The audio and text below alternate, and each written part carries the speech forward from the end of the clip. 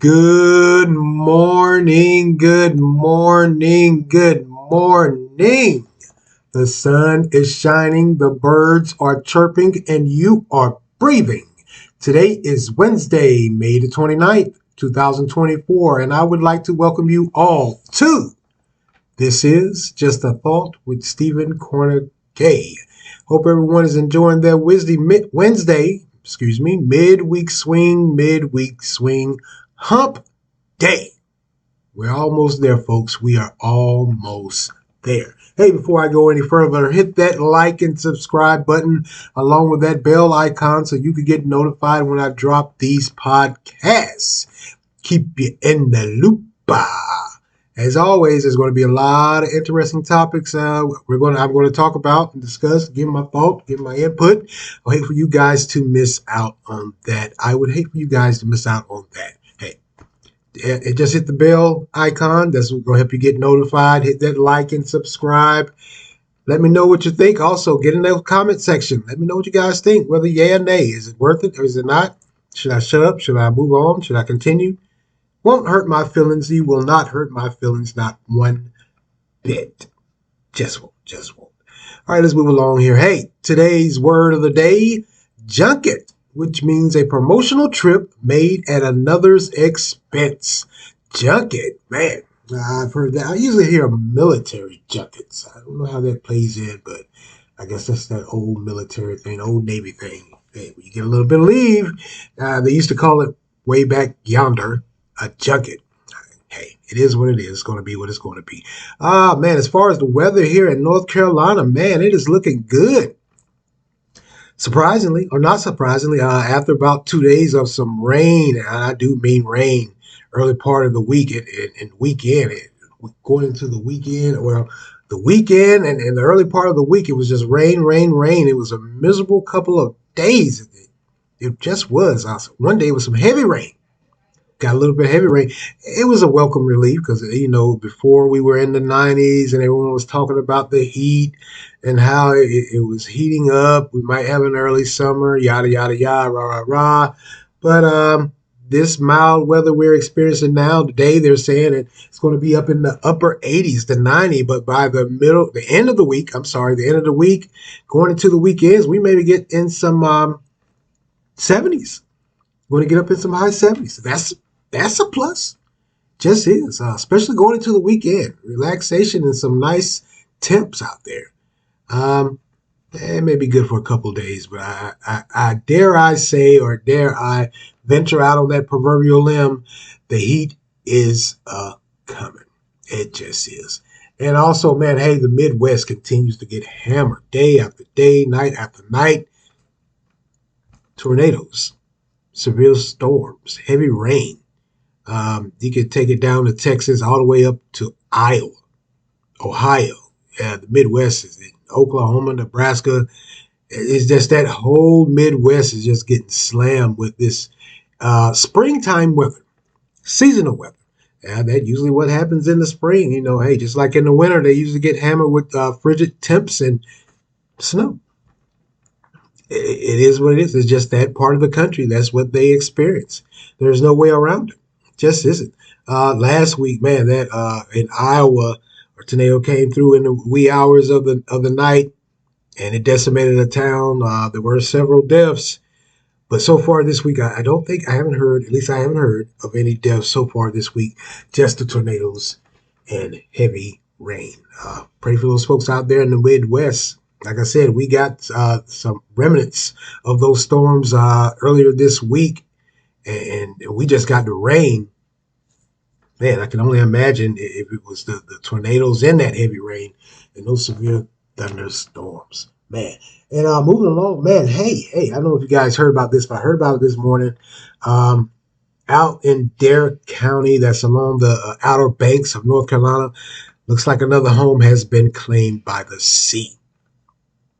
It's been talked about for years how that Outer Banks and how those homes are in danger of being swept out to sea, and they got another one yesterday, I believe it was yesterday, got another one yesterday, and you can see the video of the home. It's just crushed.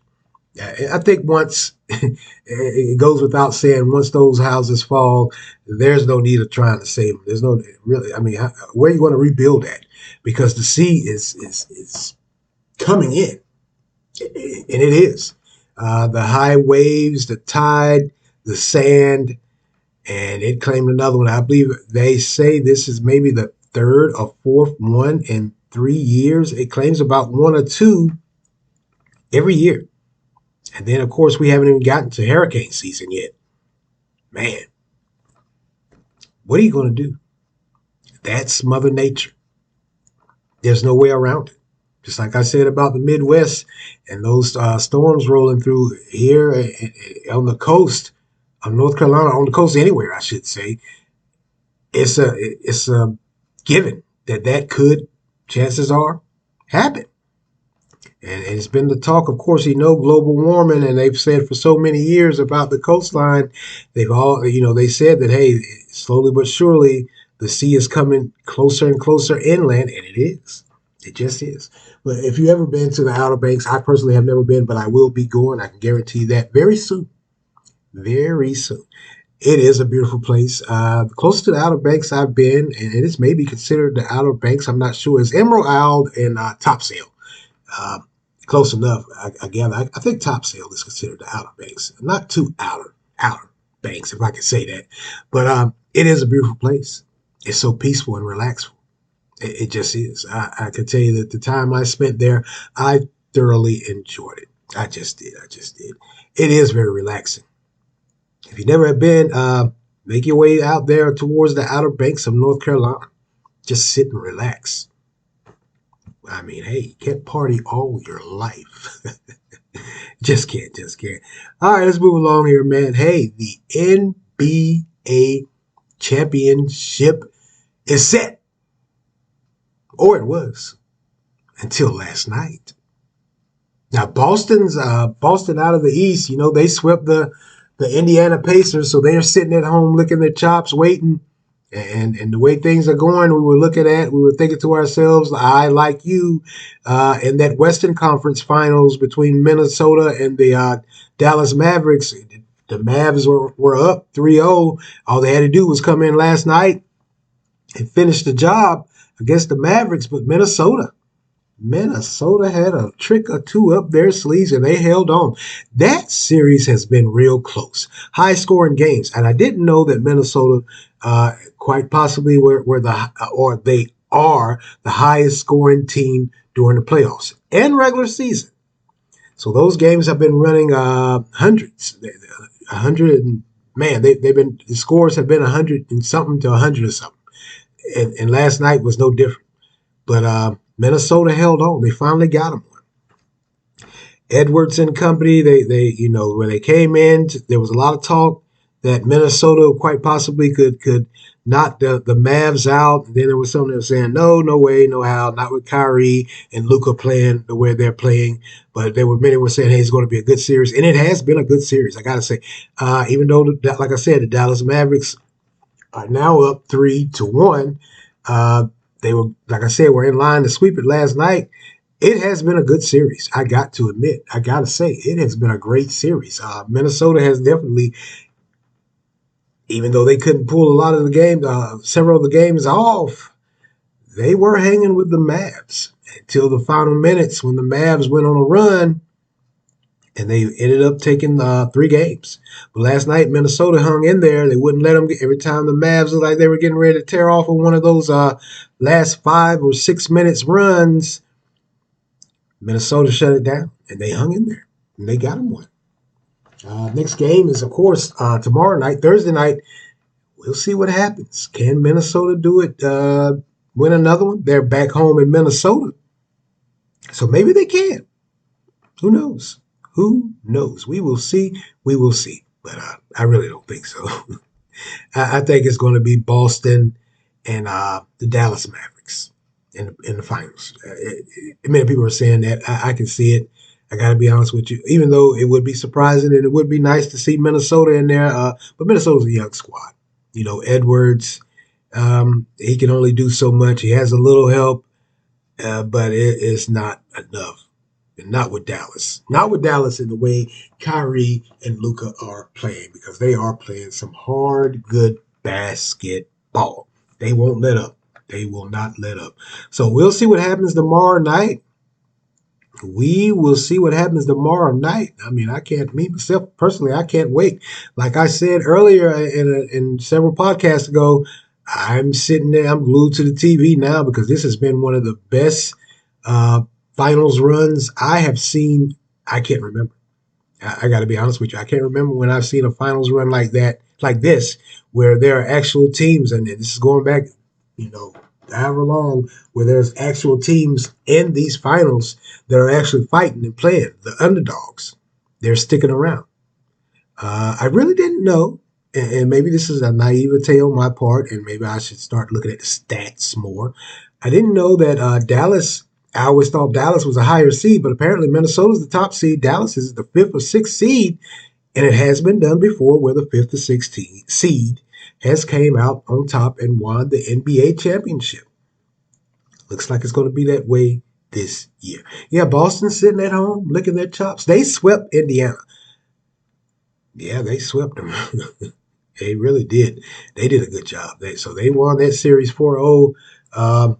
Indiana couldn't get anything going. I mean, once again, Indiana was a fast-paced team too. They loved to run the floor, but somehow, some way, Jason Tatum and Brown and company, they figured out a way to control that. Yeah, let them run a little bit, and then we'll run right with them. So that's what has happened. Boston's sitting at home waiting on this outcome of this final of this series here. Looks like it's going to be the Dallas Mavericks. Keep you guys updated on that. Keep you guys updated on that. All right, let's move along here, man. Hey, it appears, and I really haven't talked about this, but it appears a lot of folks I talked to you guys briefly about the Israel and Palestine conflict. Now, a lot of folks are seeing around the world are pretty upset with Israel after an attack on the Gaza Strip and the city of Rafah. Now, Rafah is where, at the beginning, if you remember at the beginning when Israel announced that they were going to go in and into the Gaza Strip and they were going to root out Hamas. So they told all the civilians, they said, hey, safest place for you is to move down to this city of Rafah. Rafah's around that area. It bumps up or close to, not far from Egypt. Now, what has happened with Israel, Israel has said, hey, the Hamas has fled there. There was no surprise. There was even talk about it when it started, when they announced that they were going to invade the Gaza Strip. It was known that Hamas was going to run and join the civilians or hide amongst the civilians wherever they were, and it happened to be Rafah. So they're down there mixed amongst the women, men, and children, civilians. So Israel launched an attack to root them out, and sadly, quite a few civilians have been killed. Not surprising. That's war. When you have a group like Hamas that is turning tail, all those that didn't stay and fight in the upper part of the Gaza Strip, they have now fled down to Rafah. It's no surprise that that is what has happened and what's going to happen. Should Israel have not attacked Rafah? Maybe, maybe not. But what were they to do? I mean, yeah, they at the beginning told the civilians, hey, go down to Rafah, you'll be safe there. But we all knew, they knew, Hamas most definitely knew that Hamas was going to run down there. And that is exactly what they have done. War is never easy. It's never a one and done, a 1, 2, 3 combination. It's all over the place. And casualties, civilian casualties or military casualties and the insurgent casualties are always going to happen. That's war. So a lot of folks are upset here recently here in North Carolina, in Raleigh, North Carolina. Just the other night, if you're familiar with North Carolina State University, their bell tower was vandalized. I gather it's for those that are in support of Palestine. The protests have been going on throughout the United States, across the country, at college campuses for those that are supporting Palestine and Israel. And this is just a continuation. Now, Israel has came out, and of course, they said, hey, they left us no choice. And after this most recent attack, they said flat out, hey, this war could last, or this conflict could last to, we don't know how long it's going to last, how long it's going to go on for. It's going to last until Hamas is either dead or they surrender. We've heard this before. There's been ceasefire offerings. There's been many small ceasefire agreements. Usually what happens if we go back in the annals of history or just in recent times, what happens with this conflict like this is, and that's why Hamas is here, they'll surrender or they'll do a ceasefire or enough of them are killed and they'll say, hey, we're done. Let's have a ceasefire for a while. We surrender. And then another militant group pops back up with the same ideology. It's a continuation. It's like I was telling someone some time ago, a few days ago, Israel and Palestine has been going at it since before I was born. And I'm 50. They were going at it before I was born. It's just that region. It's just that conflict. It's just that conflict. I don't mean to sound like I'm making light of the situation here, but that's just what they do. They've always done this. How do you stop it? Can there be a peaceful agreement or a new settlement drawn where Israel allows Palestine to have that Gaza Strip? But I think the problem is not only does Palestine want that Gaza Strip, they want more a part of Israel also because they say that Israel really belongs to Palestine. Well, many say it does, many say it doesn't. It's just that area, that region. That's the conflict. That's the reason. Land, control. These two opposing sides, or two of well, I don't know if you could call Palestine a nation. I guess you can. Let me take that back. It is, I guess they call it a settlement, but it does have a large presence of civilians. Whatever the case may be, whatever side of the fence you're on, to see innocent people get caught literally and figuratively right in the middle of armed conflict like this, it is disheartening in 2024. And it's been going on for, man, decades, centuries, maybe a century, more than a century. It's been going on a while. I gotta look that up. I don't know how long that thing has been going on. But like I said, they were doing it before I was born, and I'm 50. So that should give you an indication of how long this conflict and this dispute has been going on. This back and forth. I had said when it started back up, and this was long before the October 7th incident in which Palestine started by going into Israel and killing those civilians. There were little skirmishes before that, and it wasn't at the end of COVID, but it was close enough to the point where I said, man, I guess COVID is over because they're starting back up in the Middle East. Now, making light of the situation, that's just the fact. And those are the facts. Yeah, because I remember when they started back up, I said, man, I guess COVID is over. They're starting back in the Middle East. They're fighting again. I also said it about the mass shootings here in the United States. So maybe that is, I hate to sound like that. But again, that's the reality of the world we live in. There's no way around it. That's just what we are faced with, what we deal with, what we know to be true and happen. I could tell coming out of COVID, we were back to normal when a lot of craziness and simple-mindedness started with folks.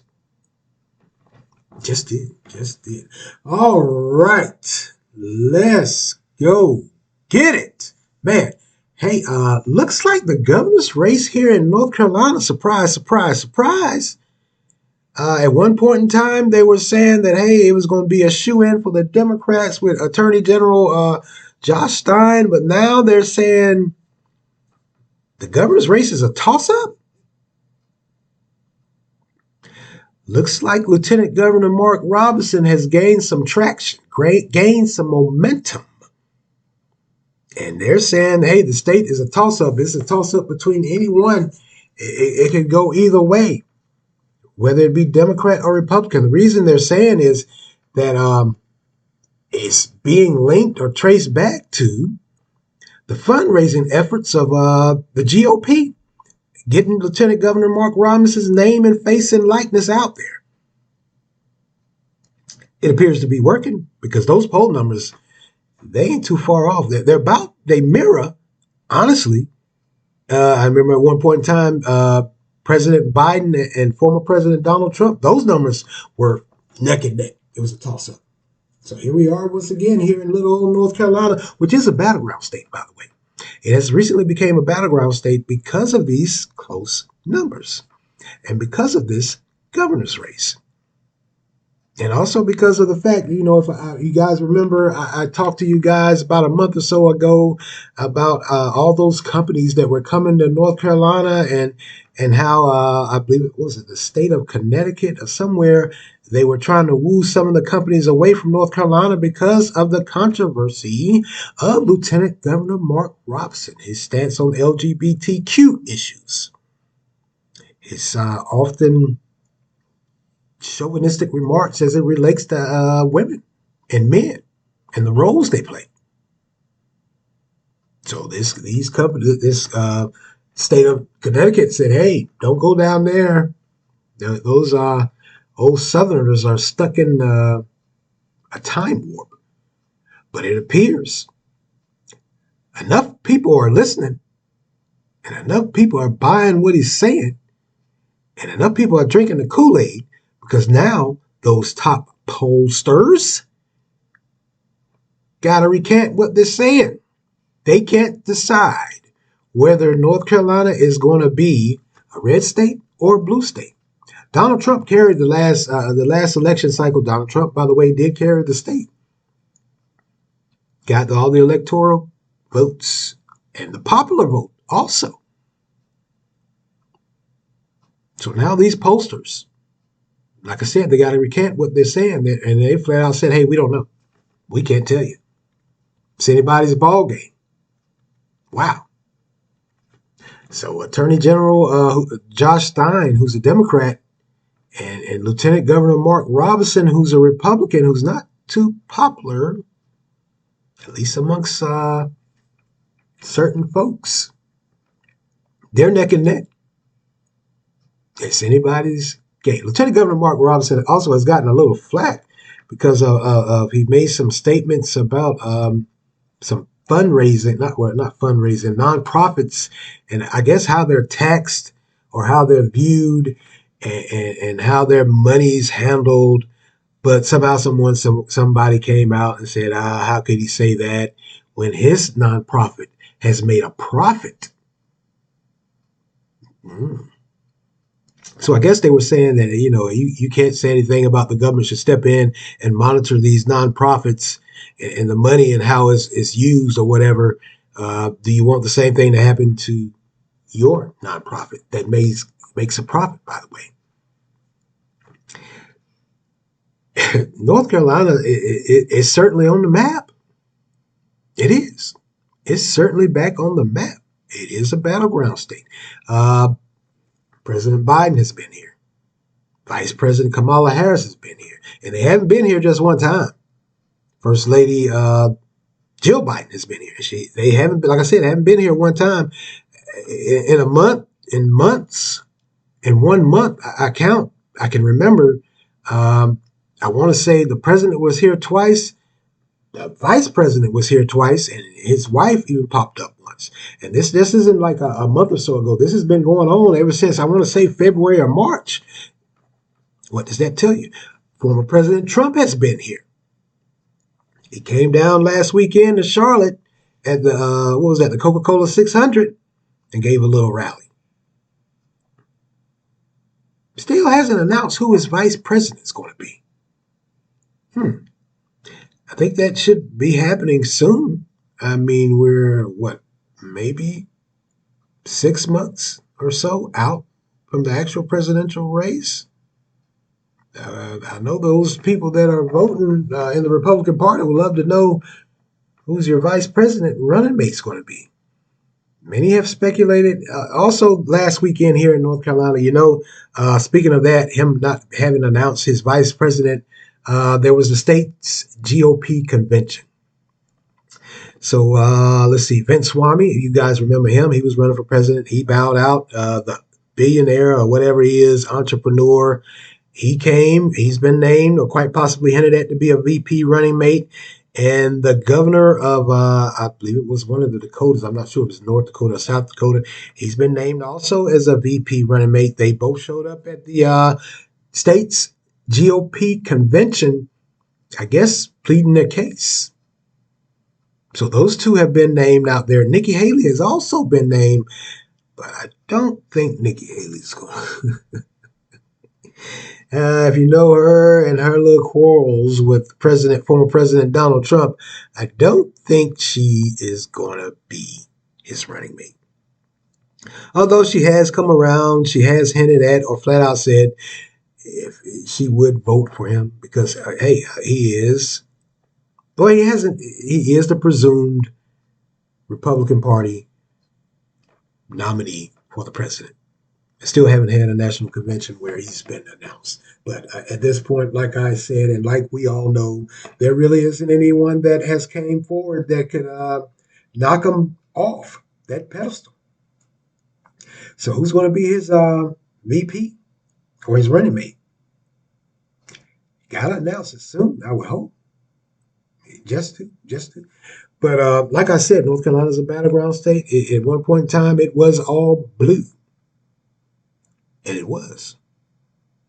But now it's kind of leaning back, they're saying, towards the red. Or it's split. And I believe,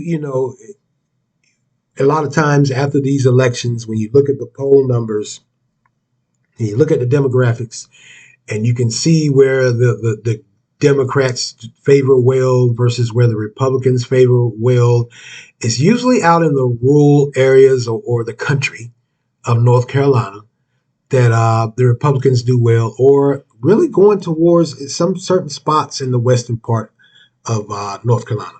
But usually in this the Piedmont area, we got the cities like Durham, Raleigh, Charlotte, Greensboro.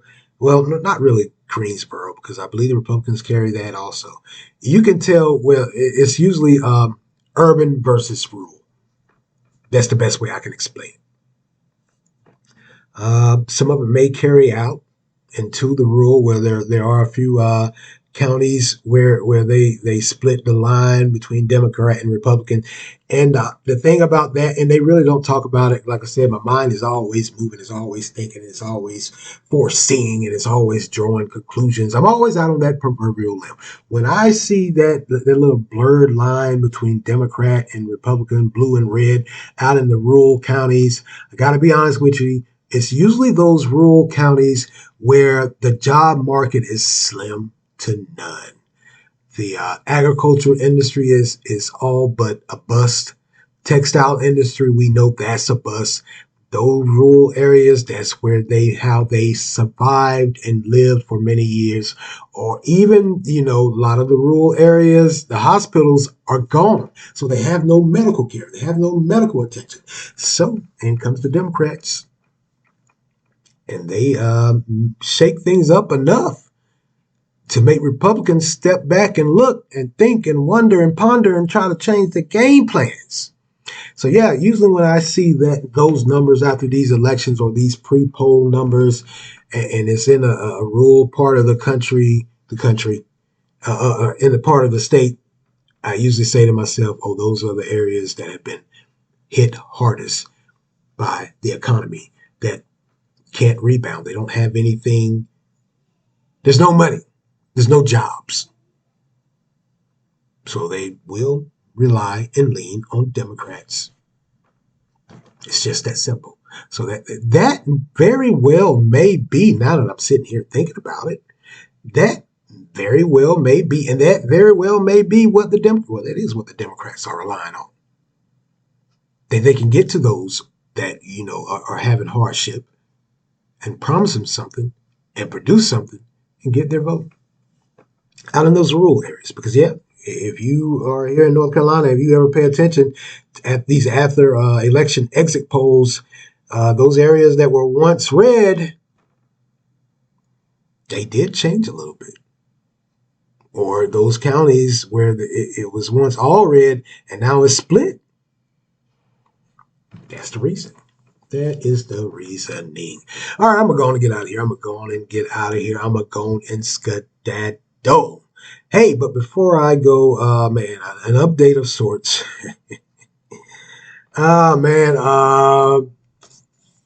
P. Diddy.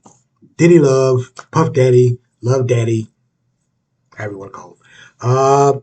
It has been announced the Department of Justice is going to convene a grand jury in the matter of Brother Love. What they're saying is they're going to call some witnesses that can support their claim and quite possible charges of sex trafficking.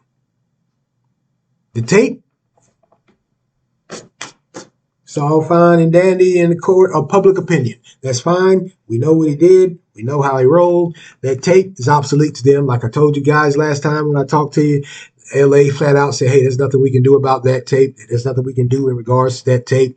There's no charges we can file, statute of limitations. That's a wrap. So now it appears the Department of Justice, when the feds came in and they raided those homes, they found video surveillance. Oh boy. It's been hinted at, speculated that Mr. Combs, one of the witnesses that they're speculating, or quite possibly an anonymous source has revealed, they're going to bring in someone, a male, who is a sex worker. Wow. Ball keeps rolling. The ball keeps rolling. We'll see what happens with that. We will see what happens with that. And also another update, that tape, apparently it was revealed, or it was between a former bodyguard came out and said, hey, Puffy paid $50,000 for that tape from the hotel. And then he said Cassie somehow or another got a copy of that tape. And he said that she was the one that released that tape of that assault on her. But now the Department of Justice is saying, no, we found that tape when we raided one of those homes. Wow. Fool, you didn't think to put that tape in a safe deposit box. Okay, I'm thinking too far ahead. I'm thinking way too far ahead. I mean, I'm not upholding what he did, but I would think if I had something like as damning as that for me, I wouldn't keep it in my house. If I had all that money and all the bank accounts, surely some of those banks, all of those banks, have safety deposit boxes that aren't accessible by law enforcement. But apparently, according to the DOJ, he had it just laying around because they not only did they get that, and they're saying they're the ones that released it. It was the department, it was the FBI that released that video to the media outlets. And now they have some more video footage of God knows what. But they did say they're going to call several witnesses. One of those prospective witnesses could be a male sex worker. Yeah. Wow. That's that update on that. That's the update on that. All right, I'm going to get out of here. I'm going to to skedaddle. Hey, I want to thank you all for lending me your ears this morning. Continue to like, support, share, offer feedback. Hit that like and subscribe and that bell icon. Get in that comment section. Let me know what you think about what I talked about today. The NBA Finals. Will Minnesota pull it out and drag the series out? Gambling Man series. If you know a Gambling Man series, then you know. Or hey, will the what's going on in Israel? Man, what's going on in Gaza with Rafah? Is Israel justified in that? Let me know what you guys think. And here in little old North Carolina, man, the governor's race pretty tight. Can't wait to see the outcome of that. Just can't. And of course, in Diddy news, Brother Love is in the hot seat.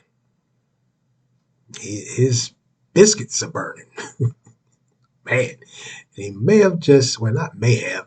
It looks like he's done it to himself. Yeah, so get in the comment section. Let me know what you guys think. Like I said, hit that like and subscribe button along with that bell icon.